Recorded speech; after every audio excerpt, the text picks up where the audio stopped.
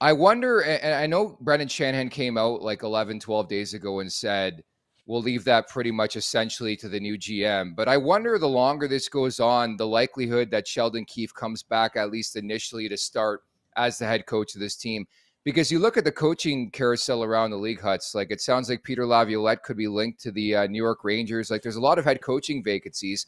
You would think in the next couple weeks they will be filled before Toronto names a GM. What do you think the likelihood is that Sheldon Keefe comes back next year? It's kind of like being a backup goalie, right? There's only so many seats at the table, right? And things start going Exactly. and pieces start falling. And if you aren't there to get that job, or the longer they wait, the worse it is. And I feel like this wait for the GM obviously handcuffs them a bit because of the time frame, right? Now all of a sudden you've lost these guys, they're gone to other teams. But in the same sense, you look at a team like Florida who was knocking on the door, they make a coaching change, and now look at them. So is it like, is he too familiar with their players? Is he like, and it was the same thing when I was in Nashville. We fired Barry Trotz, which was like, he had been there forever, gets fired. He's the best. Laviolette Yeah. comes in, which is like, it wasn't like a hate thing. Everybody loved him. We didn't play well enough as a team. But Laviolette comes in, it's like a new voice, it's a new system, it's a new everything. Where you lose that familiarity with someone, you get comfortable, you get kind of complacent. And Laviolette's a guy that demands a lot out of you, right? He obviously, I feel like he wears himself out in certain teams. He's kind of got a 2-3 year leash where he, gets the most out Yeah. of teams, and then the voice gets old. But maybe he's the guy for the job. But if he's gone at that point, now you're really handcuffed, right? So it's tricky.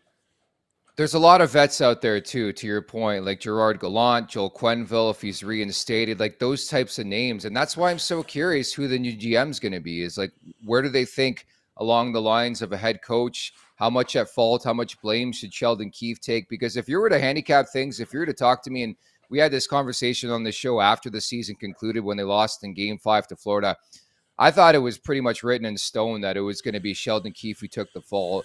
Nowhere in my world did I expect Kyle Dubas to be gone, but it's been sort of a swap. And I think the longer this goes on, the likelihood, in my world at least, that they at least come back with Sheldon Keefe. Like, how often do you see that where a new GM, regardless of the organization, the franchise, takes a couple months, takes a couple games, obviously into a season to sort of handicap and look at, dissect what they see in the head coach before ultimately bringing in their guys. So I think the clock is certainly ticking on Sheldon Keefe, but Huts, I would not be shocked at all if it's Sheldon Keefe to start next season. Yeah, I think at this point it is, and I agree with you. When the season ended, I believe both of us would have said Keith is gone, right, before Yeah. Dubas. But then it goes Yeah. back to like that contract, the what came out. Like, did kind of Dubas make his bed? Would it have been that way if he would have just took that deal?